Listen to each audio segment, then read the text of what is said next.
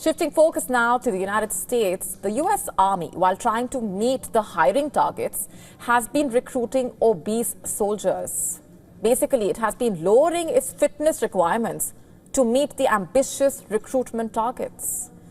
Let's first tell you about the Army's Future Soldier Preparatory Course, as it's called, a preparatory program, to put it simply.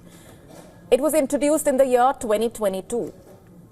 It basically helps those who are a little over the military weight limit to shed the kilos and get the recruits into shape, through workouts, nutritional courses.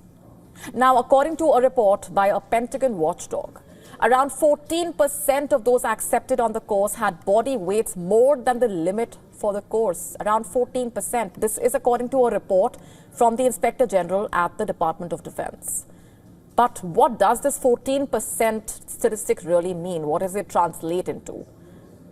Quote, increased risks to trainees' health, including the risk of deaths, while trying to lose weight quickly to meet the body fat percentage standards, quote unquote. That's how serious this is. Let that sink in. And by the way, that's just one part of the story. What's also been found is that apart from accepting those over the weight limit, the Army did not give recruits the dietary and medical advice required to safely shed enough weight to get into basic training. Why was this course introduced in the first place?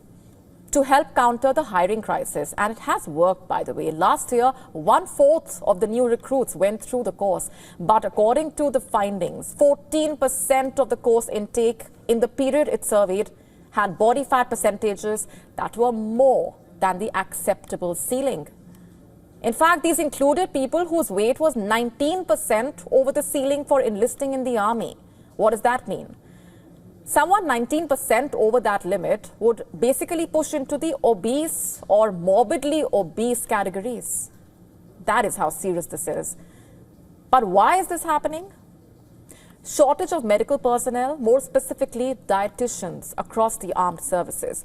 To put it simply, the result is that the course puts trainees at heightened risk of adverse health effects. To stay up to speed with the latest news, download the WION app and subscribe to our YouTube channel.